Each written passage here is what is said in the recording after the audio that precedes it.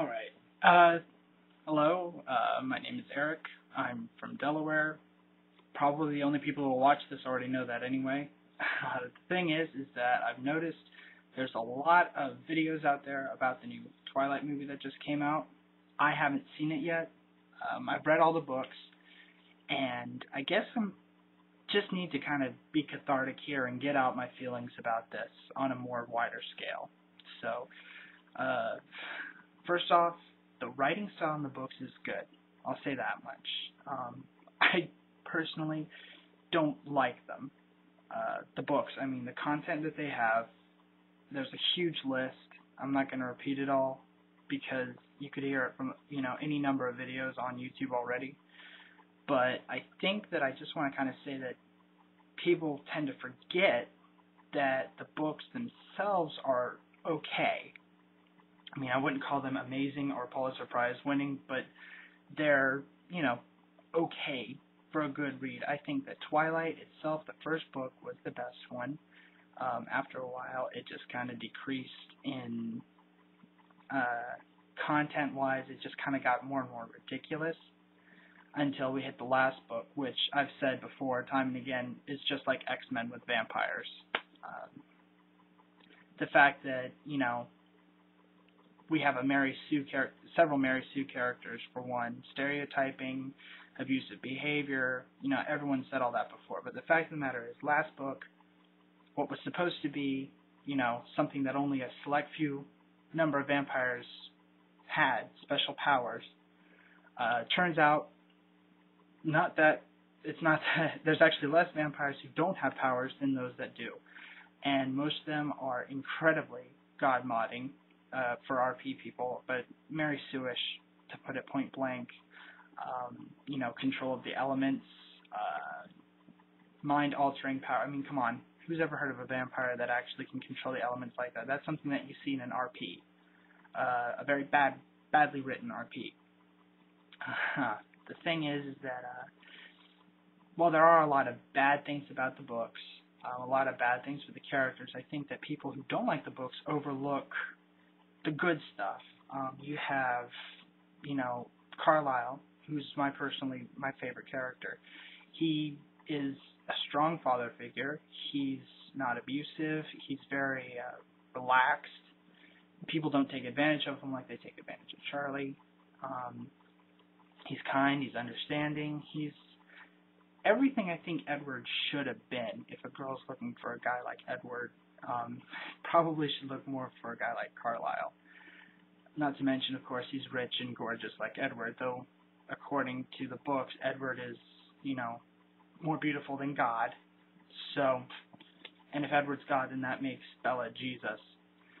But the fact of the matter is that Carlisle is an excellent character, I think. Also, Esme, who gets almost no face time. I think that while it's sad that Stephanie Meyer keeps her down, basically as a, out of the way character, I think that that's also kind of good in that she's the support system. She had a little bit of face time in the first book, Twilight, during the baseball game when her and Bella talked, and then later on when we find out her story from her. But beyond that, you don't hear too much about her, but the fact that she's there throughout the books, she's kind of like a shadowed support system. I think that's really great. There's also Emmett, who kind of reminds me of my uncle, actually.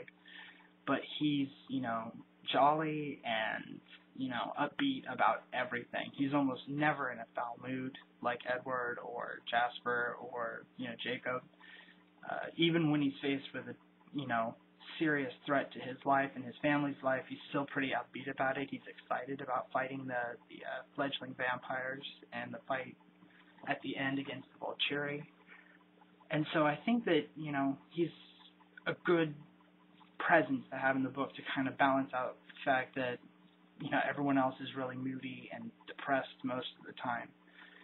I have to admit, though, that these characters who are good, the ones who aren't as emotionally unstable as the other ones, like Bella and Edward and Jacob, they don't get as much face time as they should have. And I think that was one big fault of the books, is that she keeps the ones who are emotionally stable, who aren't as dramatic, to a minimum.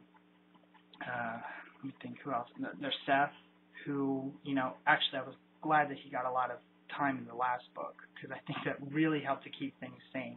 Otherwise, I probably would have quit reading halfway through. It was just that depressing.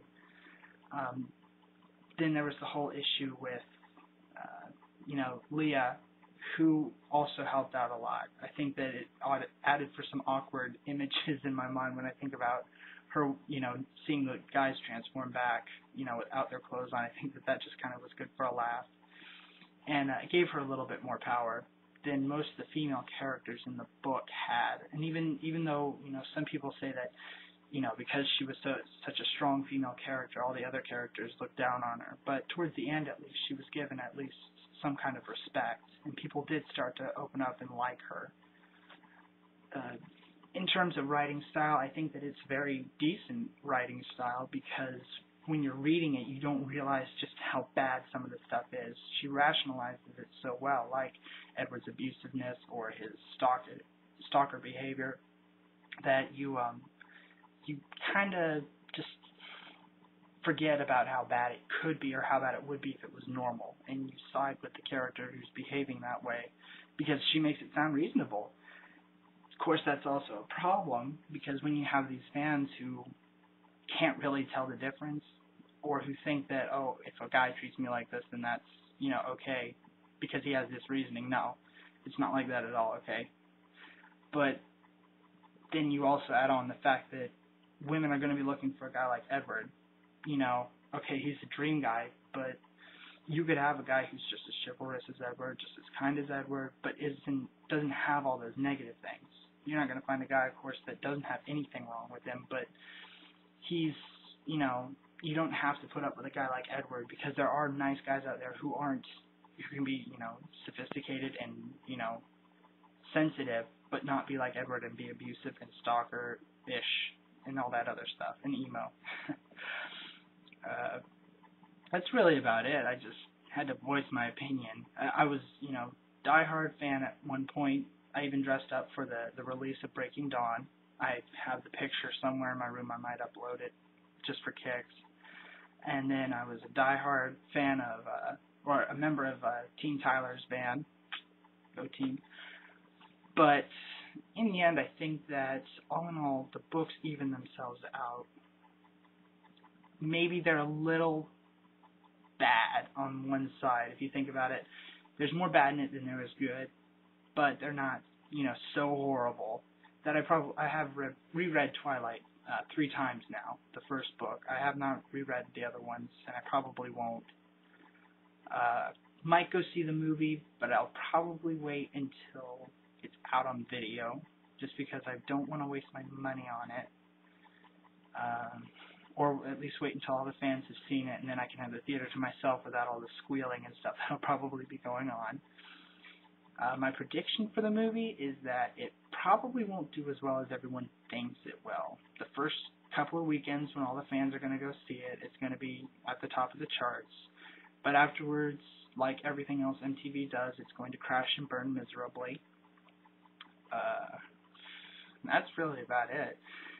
So this is my first video doing something like this, so if you're going to leave a comment, be kind, please. I realize I have this thing about looking away, and now I'm blathering, but alright, so that's about it. Thanks for listening. If you have listened all the way to the end, if you haven't, then you won't even hear this. So thanks.